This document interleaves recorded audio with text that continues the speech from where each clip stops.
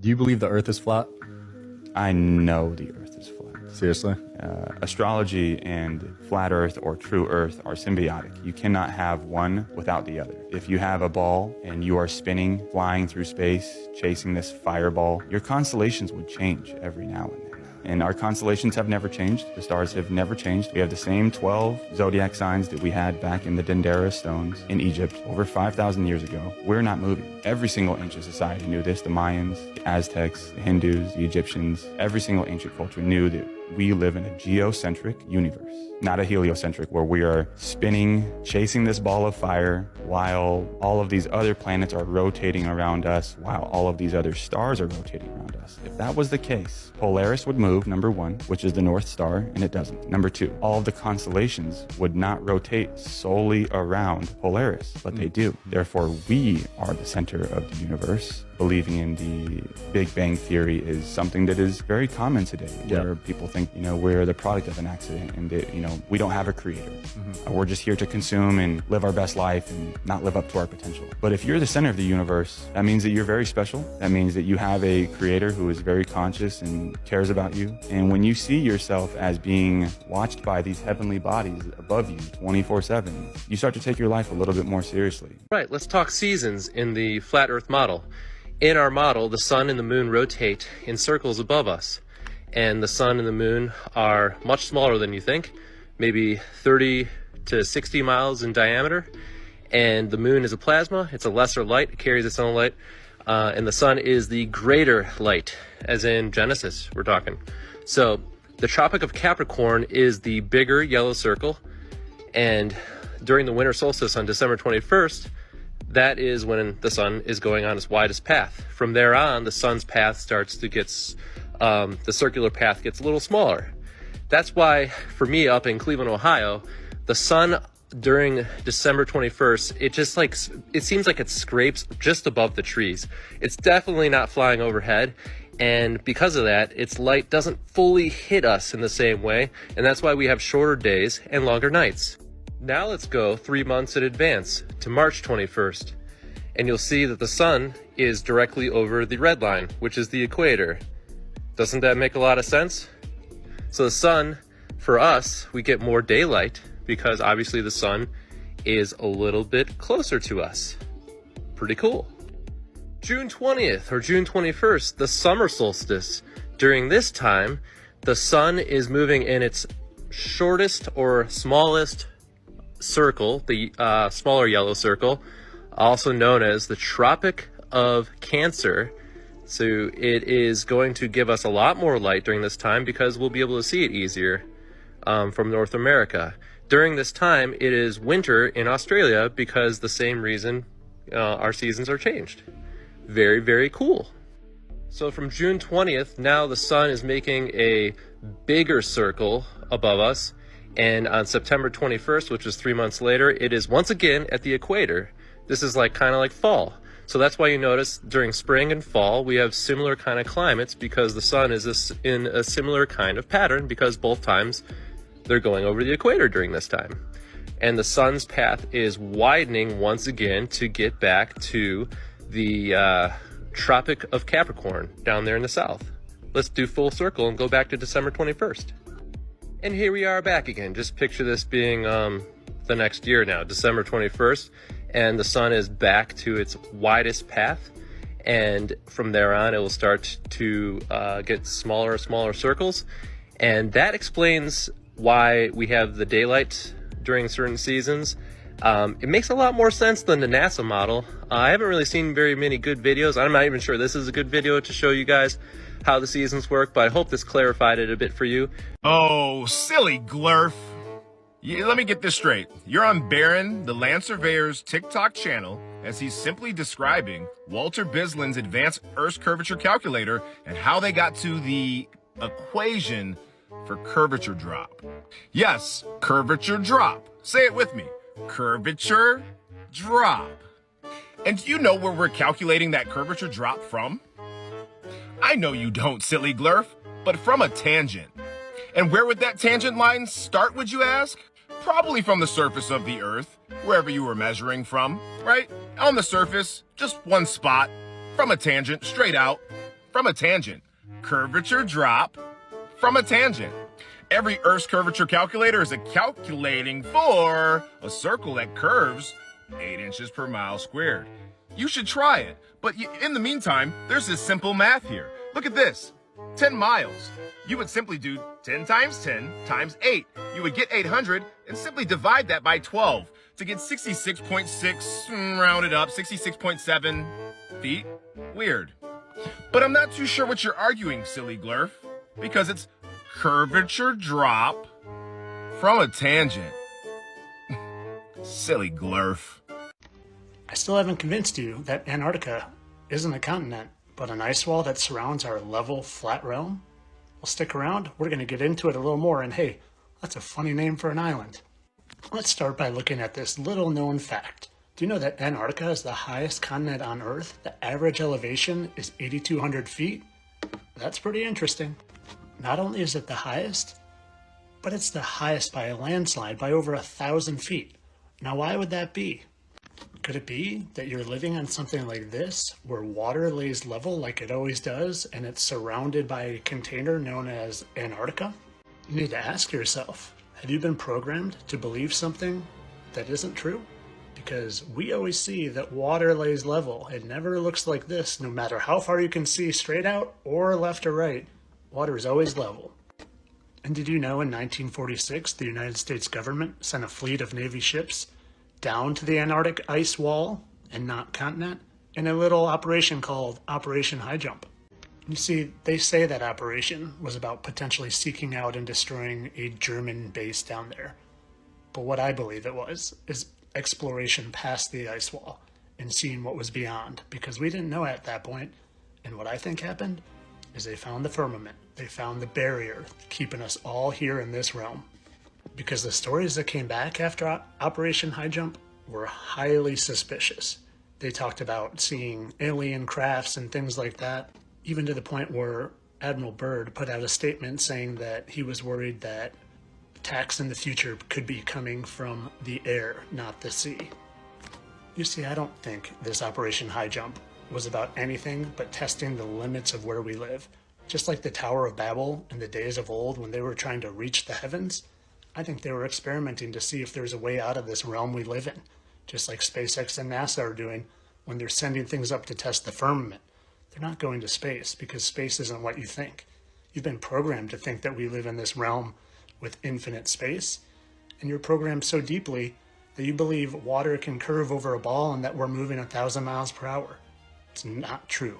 We live in a level, flat realm, where Antarctica isn't a continent, but an ice wall that surrounds you. You are not going to want to miss this video. So, well, I think I found Mars, and it's not 140 million miles away in a space vacuum. Well, for starts, this is what they say Mars' surface looks like. So I decided to search Devon Island in my search engine, and like, the surface is kind of the same. And you're not going to believe this is one of the first pictures that popped up. So I decided to pull up Google Earth and check out this place called Devon Island, and you're not going to believe what I found. So you could do this yourself. Just go to Google Earth, Devon Island. Just going to pull this up. Hit Street View. Alright.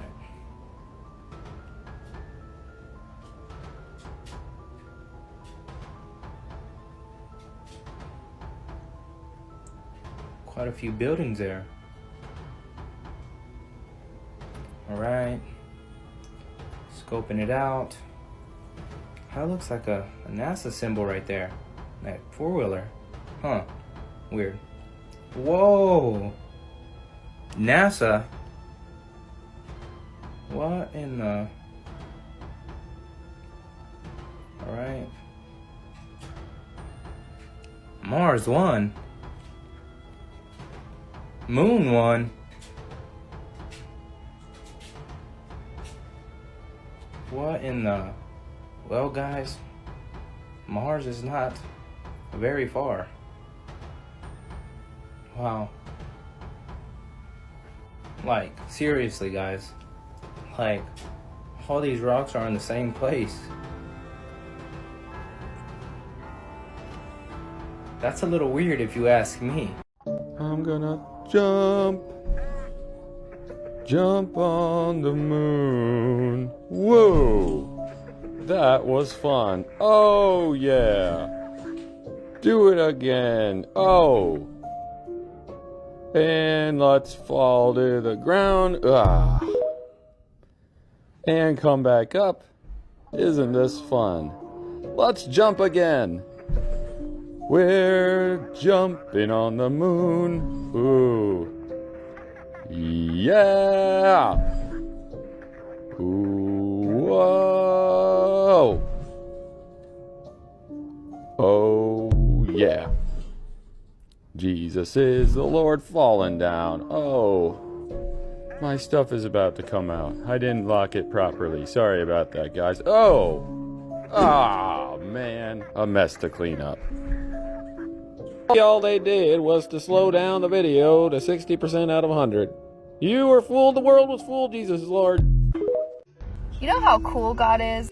He put his greatest creation, which is you and I, at the center of all creation. He gave us the moon and the sun and the stars. He put a firmament over us to separate us from the waters from heaven. You know, he is so much closer than what we were ever taught, and Satan hates that. He hates that we have the free will to worship and serve our Creator, who loves us and who created us for a purpose, each one of us. So now Satan is trying to take as many souls as he can. This is the great deception. Everything we've ever been taught is a lie. He is the father of lies. Get in the Word. Talk to Jesus. Seek him first. We are living in the days of Noah. Jesus is coming soon. So check out the air apparatuses for scuba. This is for 1 hour. But for Apollo 17, look at that. That's for 22 hours. Does it all make sense? Thank you, NASA. Hey buddy, not sure what ancient civilizations you're thinking about, but they all knew it was flat with some sort of containment.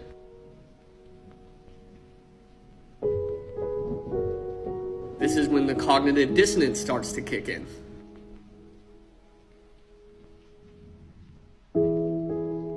Yeah, soak it up, brother. What a beautiful sight. Now let me show you the example you asked for. New York to Cape Town.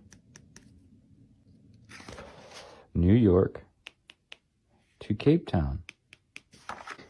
New York, 43 degrees, negative 75. Cape Town, negative 33, 1825. You see 0, 15.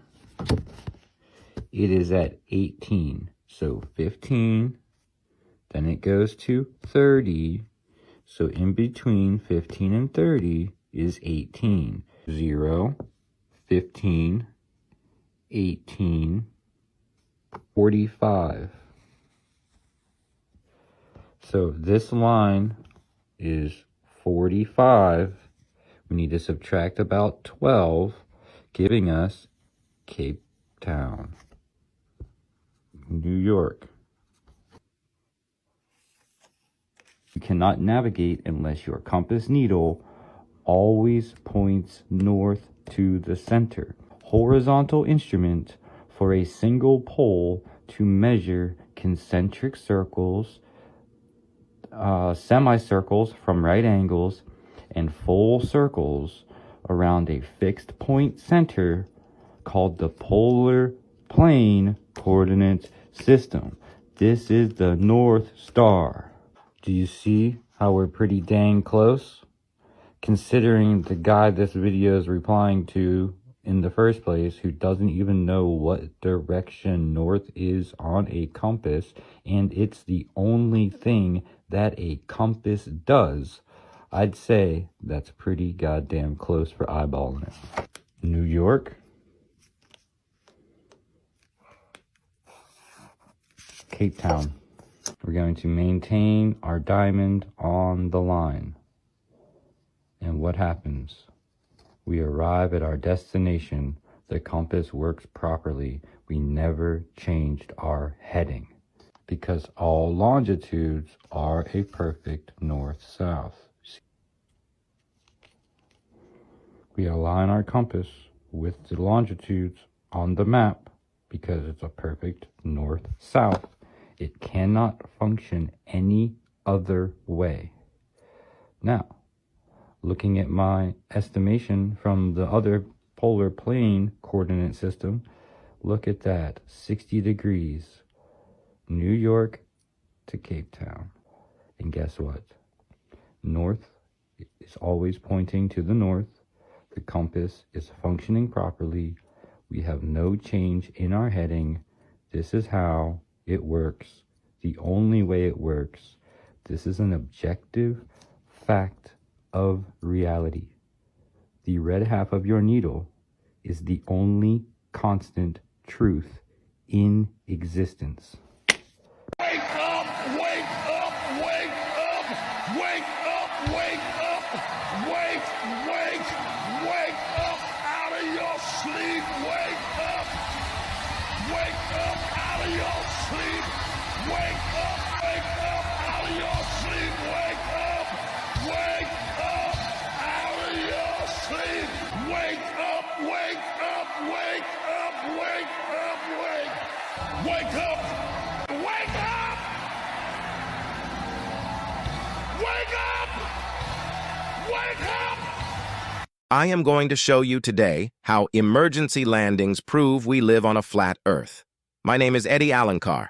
I am the author of the book 16 Emergency Landings Proving Flat Earth. This flight and 15 other examples you will find in my book. This is Flight QR 725 from Chicago to Doha. According to UK Express, a teenager from Saudi Arabia on board Flight QR 725 had toxic shock syndrome and hypothermia and fell into a coma. The captain decided to make an emergency landing. The plane landed in Moscow, and that's where the problem started for the supposed globe Earth model. This is the official flight route according to FlightAware, following the waypoints on the globe. According to the globe flight route, the airplane flies 1,000 miles southwest of Moscow. Why would the captain fly 1,000 miles northwest towards Moscow? During an emergency landing when the airplane was supposedly flying above cities that offered better medical assistance?